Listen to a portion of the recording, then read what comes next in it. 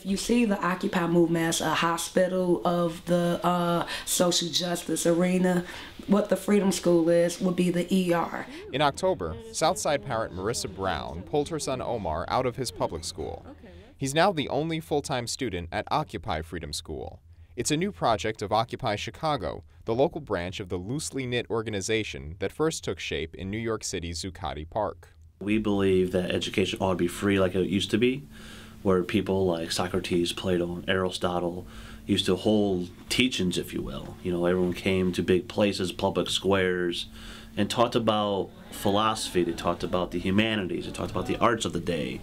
Brown, who along with Sinieri is a Freedom School teacher, or facilitator in the language of Occupy, says that the Chicago public school system is run according to a business model at the expense of its students. Well, it's ran by a CEO, and the student is the product that everyone's selling. How good is your product? And this product is measured by standardized testing. While CPS does permit students to be homeschooled, Brown says that officials tried to dissuade her from pulling Omar out of his school. You know, the general myths of homeschooling, he won't get interaction with children. It's important he's in a classroom environment. He's not going to learn anything there. You can't do this on your own. But Brown says that at Occupy Freedom School, Omar is getting the individual attention and flexible interactive instruction that he never received before. Well, it's working?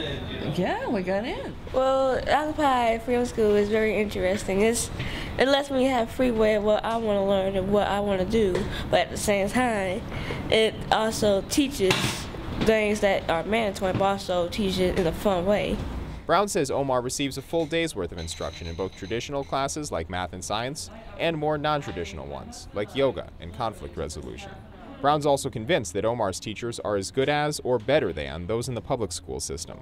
That's a typical sentiment among occupiers who believe in the power and competence of ordinary citizens. Omar is instructed by Occupy Chicago volunteers who design their courses in conjunction with their students. We've come to this culture where you must be an expert in order to know anything. And if you look at our society, it's ran by experts, and where has that gotten us? Brown says she doesn't envision Occupy Freedom School as a replacement for CPS, but she hopes it will inspire the system to involve parents more in the education of their children.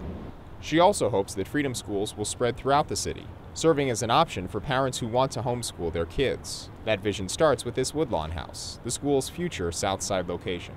As you know, there's a plethora of buildings that are foreclosed and unused on this side of town, and this is an area that's been impacted by so many different social difficulties.